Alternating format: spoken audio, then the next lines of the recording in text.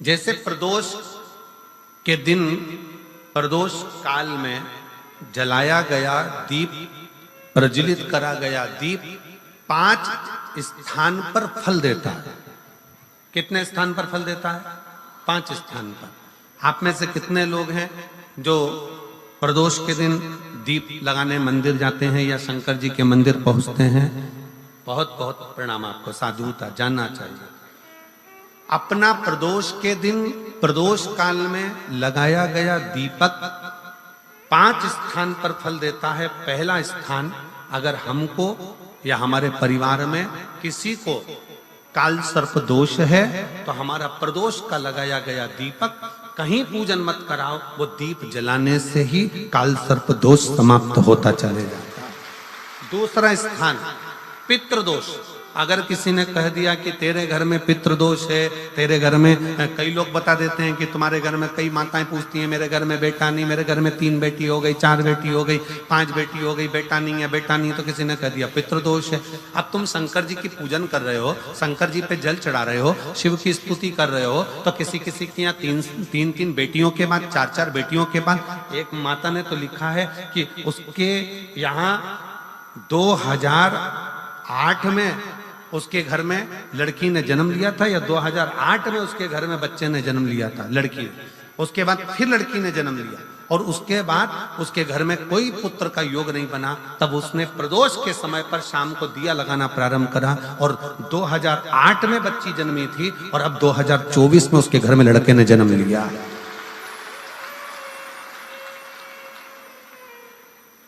दो 2024 में उसके घर में पुत्र ने जन्म लिया। वो बेटी होगी यहाँ पर कहीं ना कहीं, जिसके घर में बेटे। पहले की लड़की हुई, फिर 2 जुड़वा लड़की हुई, जुड़वा लड़की में से एक लड़की शांत हो गई, फिर आखिरी में बच्ची के कारण बस संतान प्राप्ति का योग नहीं बना। आखिरी में उसने फिर पुनः भगवान शंकर के प्रदोष काल में दीप जलाना प्रारंभ कर। कहीं बैठी हो तो हाथ हिला सकती हैं, अगर कहीं बैठी हो।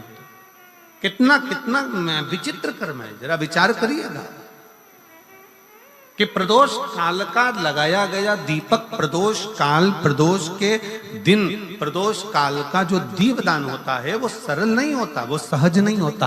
5 स्थान की पूर्ति करता है। पहला, जम के बोलो, पहला स्थान किस चीज के लिए? काल सर्प दोष के लिए। दूसरा, पितृदोष।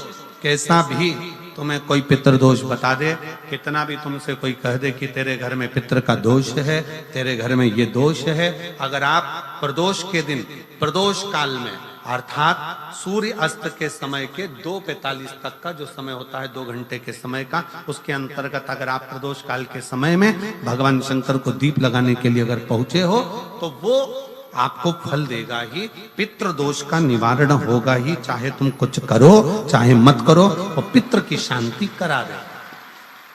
दूसरे नंबर पर है पितृदोष। तीसरे नंबर पर है वास्तु दोष। हमारे घर का,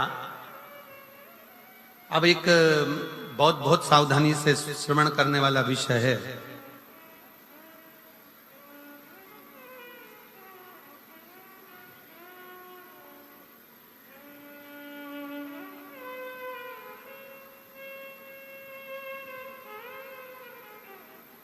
यदि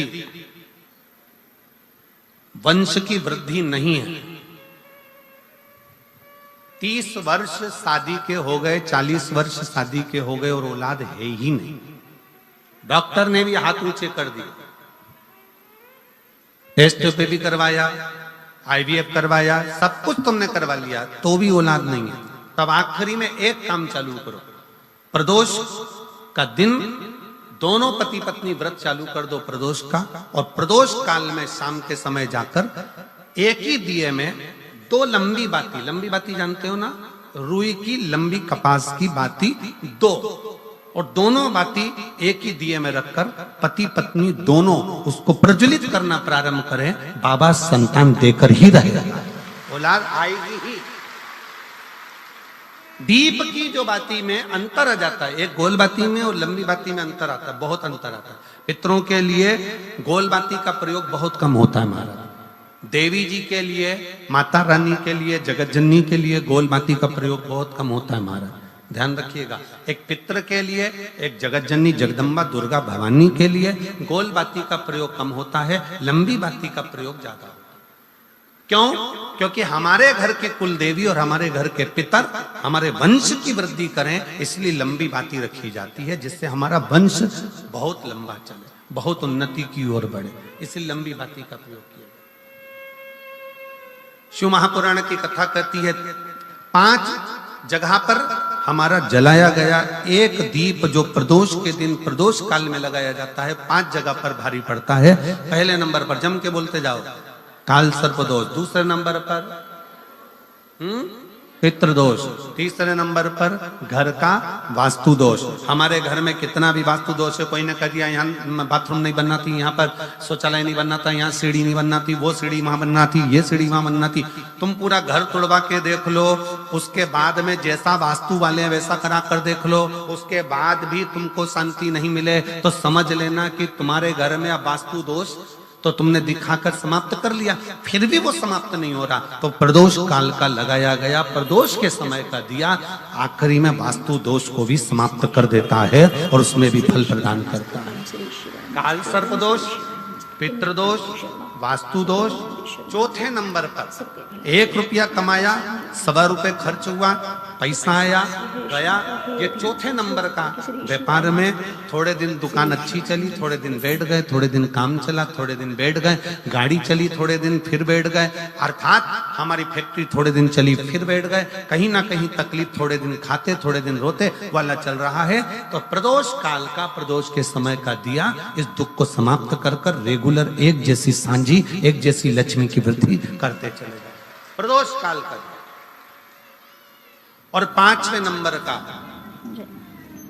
प्रदोष काल का दिया, प्रदोष समय का दिया 5वें नंबर पर 5 स्थान जो बताए गए हैं प्रदोष काल के दिन, प्रदोष के दिन दीप प्रज्वलन, प्रदोष के पर्यांत की, प्रदोष के बाद की बिल्कुल लगी हुई पीठ से जो शिवरात्रि होती है, वो शिवरात्रि अगर उस शिवरात्रि का व्रत, साधना, तप, भजन, संसार का मनुष्य कर लेता है तो जिंदगी में उसने कोई व्रत किए ना किए हो, अगर एक व्रत शिवरात्रि का, प्रदोष की पीठ से लगी हुई शिवरात्रि का अगर कर लेता है तो उसको पूरे जीवन के व्रत का पुण्य फल प्राप्त हो। एक व्रत शिवरात्रि का प्रदोष पर्यंत की, अर्थात प्रदोष की पीठ से जुड़ी हुई। अब